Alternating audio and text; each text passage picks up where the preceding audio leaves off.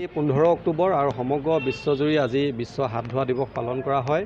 2008 চনৰ পৰাই সমগ্ৰ বিশ্বত এই হাত ধোৱা দিৱস পালন কৰি অহা হৈছে আৰু হাত ধোৱা দিৱসৰ পৰা এটা মেছেজেই দিয়া হয় যাতে হাতখন সঘনে ধুব লাগে আৰু পৰিষ্কাৰ পৰিচ্ছন্ন হাত এখন যদি আমি ব্যৱহাৰ কৰোঁ তেতিয়াহে আমি বিভিন্ন ৰোগৰ পৰা নিজকে মুক্ত কৰি ৰাখিব পাৰোঁ। আৰু এতিয়া শেহতীয়াকৈ যি ক'ভিড অতিমাৰীৰ সমগ্ৰ বিশ্বজুৰি সংক্ৰমণ দেখা গৈছে, এই সংক্ৰমণৰ পৰা ৰক্ষা পাবৰ কাৰণেও হাতখন সঘনে ধুব লাগে আৰু হাতখন ধোৱাৰ কিছুমান নিয়ম আছে। চাবোনেৰে ধুব লাগে, 15-20 ছেকেণ্ডলৈকে চাবোন হাতত ঘঁহি পেলাই আঙুলিবিলাক ভালকৈ ধুব লাগে। নখৰ মাজত যদি মলি থাকে সেইবিলাক আঁতৰাব লাগে। গতিকে হাত ধোৱাৰ যি তাৎপৰ্য, এই তাৎপৰ্য বহুত মানুহে এতিয়াও বুজি পোৱা নাই। এতিয়াও বহুত মানুহে শৌচ পেচাব কৰাৰ পাছত হাতখন চাবোনেৰে নুধুৱে। গতিকে ৰোগৰ কবলত পৰা আৰু এই হাত নোধোৱাৰ কাৰণে যথেষ্ট সংখ্যক লোক বেমাৰতো পৰা দেখা যায়। গতিকে হাত ধোৱাৰ যথেষ্ট তাৎপৰ্য আছে আৰু এই হাত ধোৱা দিৱসটোৰ যি তাৎপৰ্য, সেই তাৎপৰ্য সাধাৰণ মানুহৰ মাজলৈ লৈ যাব লাগিব। প্ৰকৃততে সাধাৰণ মানুহৰ মাজত হাত ধোৱাৰ অভ্যাস আমি যিমানেই বৃদ্ধি কৰিব পাৰিম, এতিয়া যেনেকৈ মাস্ক পিন্ধাটো এটা অভ্যাসলৈ পৰিণত কৰিছোঁ,